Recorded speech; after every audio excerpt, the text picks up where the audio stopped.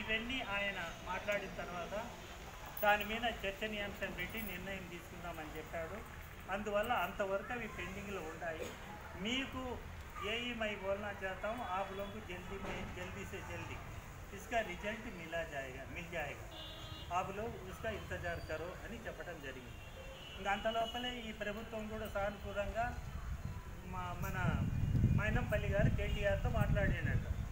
కేటీఆర్ అన్నాడంటే నువ్వు చెప్పన్నా, నువ్వు చెప్పిన తర్వాత నిలబెట్టేది ఏముంది, వాళ్ళ భూమి వాళ్ళకి ఇవ్వడానికి మనం ఎందుకు వెళ్ళిపోతాం, తప్పకుండా ఇద్దాము అని అన్నాడు అనేది అంతవరకే. నేను ఒకటే అడిగిన, కేటీఆర్ గారిని మమ్మల్ని ఒకసారి కల్పించండి అని మైనంపల్లి తన్నా. కేటీఆర్తో మాట్లాడి మీకు చెప్తాను అన్నాడు. అది ఈ మధ్యకాలంలో ఎప్పుడైనా అది చర్చకు వచ్చి ఒకవేళ ఇంప్లిమెంట్ అయితే అప్పుడు మన వాళ్ళందరం కలిసి ఆయన సన్మానించుకుంటూ మనకున్న సమస్యలను పరిష్కరించేలాగా ఒక వేదిక తయారు చేస్తున్నాం.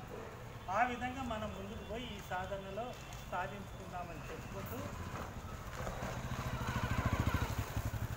మైనంపల్లి హనుమంతరావు ఆయన్ను నేను అడిగాను, అన్న మా వాళ్ళందరూ వచ్చి ఒకసారి మిమ్మల్ని కలవాలి అంటే ఆయన కొద్దిగా టైం తీసుకుంటున్నాను, ఇప్పుడు కొత్త చేస్తామని కాబట్టి నా వృత్తుల పరుగులు ఎక్కువ ఉన్నాయి, ఒక 10 రోజులు పోయి దాని తర్వాత మీకు టైమింగ్ ఇస్తాను, అప్పుడు మిమ్మల్ని చెప్పిన మాట ప్రకారం ప్రభుత్వం చేత ఏం చేయాలో అది అంతా నేను మీకు వెనక ఉండి చేపిస్తాను అని చెప్పడం జరిగింది.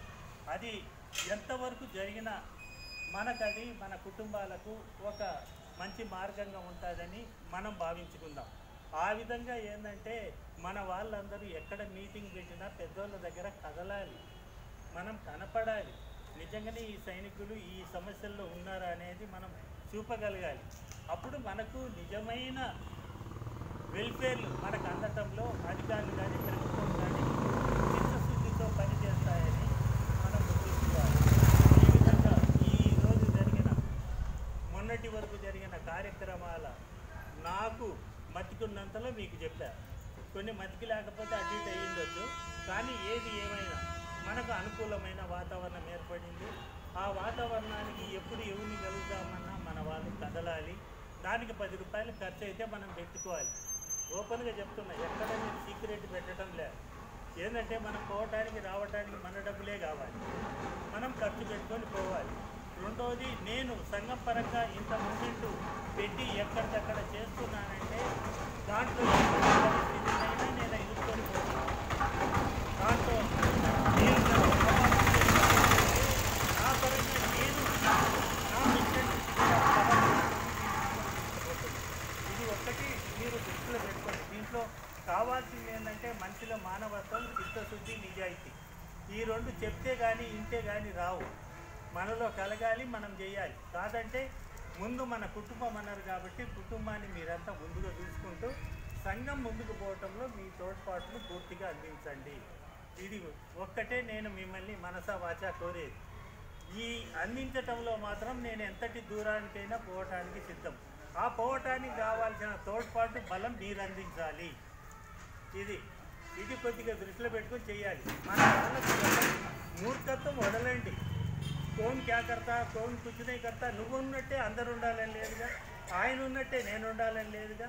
మనిషిలో నిజాయితీ, మానవత్వం ఆ మనిషిలో దాగి ఉంటుంది. ఆ దాగిన్న మనిషికి ఎవరు మేల్కొలుపుతో వాళ్ళు మాత్రమే కొన్ని చిత్తశుద్ధికరమైనటువంటి ఆలోచనలతో పనులు చేస్తారు.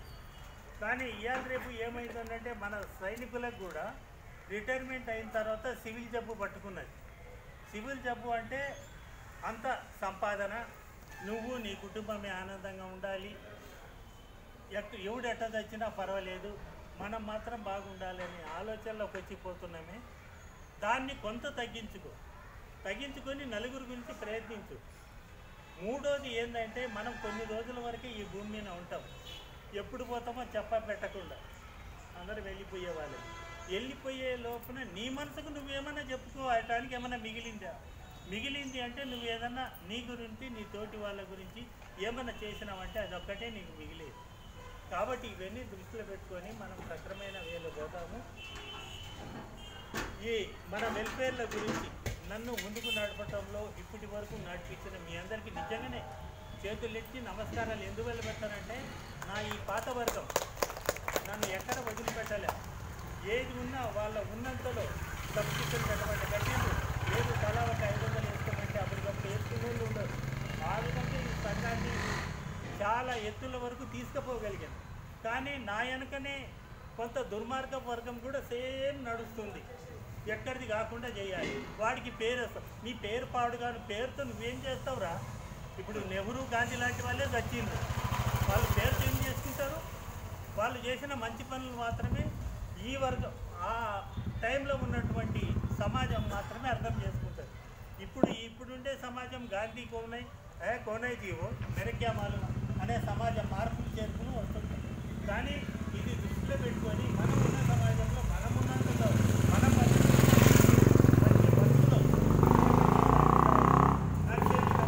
మారాలి అని సవినీయంగా మన వాళ్ళందరికీ రిక్వెస్ట్ చేస్తూ, నేను పోయే మార్గానికి మీ వీలైనంత తోడ్పాటు అందించండి. నేను ఇప్పటి వరకు రాజకీయ నాయకుడు ఏది కూడా తన ఉద్దేశాలను బయటికి చెప్పడు. నేను అట్లలే ప్రతిదీ ఉద్దేశాలను నా బయటికి చెప్తానే పోయాను. దాంట్లో కొంతమంది అటు ఇది చేసిండ్రు, కానీ అవి ఎక్కువ రోజులు నడవు. నీతి నీతే, సత్యం సత్యమే, అసత్యం అసత్యమే, అని అవినీతే. దాన్ని ఎక్కడ కూడా మనం నిలబెట్టలేము. కాబట్టి ఈ టెన్షన్ దృష్టిలో పెట్టుకొని మన సైనికులను మేల్కొల్పండి, పిలుస్తుండగా పలికేలాగా చేయండి. ఈ మనం పోయే మార్గంలో ఎప్పుడు పిలిచినా పలికి 10 మంది కనపడేలాగున ప్రతి ఒక్కళ్ళు మీ తోడ్పాటును అందించాలని కోరుకుంటూ, ఈ టైంలో 12:30 కావస్తుంది. మిమ్మల్ని అందరినీ పిలిచి ఈ సంఘం మూమెంట్లో చెప్దామనే ఒకే ఒక ఆకాంక్షతో పిలిచాను. నాకు ముఖ్యంగా ఏంటంటే రెవెన్యూ అవసరం. నా మూమెంట్లో ప్రతి దానికి డబ్బు మినిమం అయినా కావాలి. అందువల్ల నేను ఎక్కడ మొహమాట పడకుండా చెప్తూనే ఉంటాను. ఇప్పుడు నేను కమిటీని అందరినీ పిలిచి కమిటీ ఎందుకు వేయలే, కమిటీ వేస్తే 2వ వారంలోనే నా కొంప ముంచిపోతుంది. కారణం ఏంటంటే శ్రమపడే తత్వం వాళ్ళల్లో లేదు, దీన్ని సత్యనాశ చేసే తత్వం వాళ్ళల్లో ఉంటుంది. రెండోది, నీతిని నిజాయితీగా నడవటానికి కావాల్సిన దాన్ని ఎవరు నమ్మటానికి సిద్ధంగా లేడు. అందరు చెప్తారండి, ఎవడండి నిలబడతారు, పూరా చోరేసాలే అంటారు. అంటే సమాజమే అటుంది. కానీ అందరు అట్ట కాదుగా. కొంతమంది గుణాలలో కొంతమంది సదభిప్రాయంతో కలిగిన సమాజ సేవకులు ఉంటారుగా. అటువంటి వాళ్ళలో మన సైనికులం లేవా, మన మహిళలు లేరా? ఎంతోమంది ఉండరు, కానీ వాళ్ళకి అవకాశాలు లేవు, వాళ్ళు చెప్పుకోవటానికి మార్గాలు లేవు. ఇవన్నీ ఇప్పుడు మనం చెప్పుకొని తీసుకుపోవాలంటే మీరు మన సంఘాన్ని చిన్న అంచనా వేయగాకండి. దీన్ని పుట్టు పూర్వోత్తరాలు ఎక్కడనో ఉండయి. దానికి ఆ విధమైనటువంటి మెలకువలు ప్రభుత్వాలు కేంద్రం వరకు మనవి ఉండయి. మనం దాన్ని సందర్భం వచ్చినప్పుడు సక్రమంగా ప్రొడ్యూస్ చేయగలగాలి. వాళ్ళు ఇప్పుడు మాజీ సైనికులు అనేది మీరు నమ్మినా నమ్మకపోయినా ఈ ఆంధ్ర తెలంగాణ రాష్ట్రంలో మన వల్లనే ఆ పేరు ప్రతిష్టలు వచ్చినాయి, సైనికులు ఉండారు అని. లేదంటే అంతకుముందు సైనిక సంఘాలు ఉన్నాయి, ఎన్ఎక్సిసి, కొనెక్సిసి, ఏసీసీ, ఊసీసీ అని ఎన్నో ఉంటాయి. కానీ అప్పుడు ఆ గల్లీల వరకే వాళ్ళు ఉండిపోయారు. కానీ దీన్ని విస్తృతపరిచి ప్రతి ఒక్కడి వరకు హృదయాలకు అంటుకుండేలాగా తీసుకుపోగలిగిన. కానీ దాని నుంచి లాభపడే సందర్భాలు వచ్చేటాలకనే కొద్దిగా పల్చన అవుతున్నాం. ఆ పల్చన కాకుండా మనం సాధన దిశలో ప్రయాణించి సాధించుకొని మన పిల్లలకు రేపు మనం ఏదో ఒకటి ఇచ్చి వాళ్ళను గౌరవంగా బ్రతికే అవకాశాలు కల్పించి మనం వెళ్ళిపోవాలి. ఏంటంటే పుట్టడం గిట్టడం సహజమే. కాబట్టి మనం ఈరోజు ఉన్నాం, రేపు ఉన్నాం. ఉన్న రేపటి గురించి మనం ఏం చేయాలో అది చేసుకొని మనం బయటపడదామని చెప్పుకుంటూ, రెండోది బుధవారము నేను మైనంపల్లి హనుమంతరావు గారిని ఒక మీటింగ్ పెడదాము అనుకుంటున్నాను. దానికి ఇప్పటి నుంచే అందరితో చెప్పి పెట్టండి. టైమింగ్ అది నేను తీసుకుంటాను, ఏ టైము ఎక్కడ. ఒకవేళ ఆయన లేదు మన బంగ్లాకే రాండి అన్నమాట.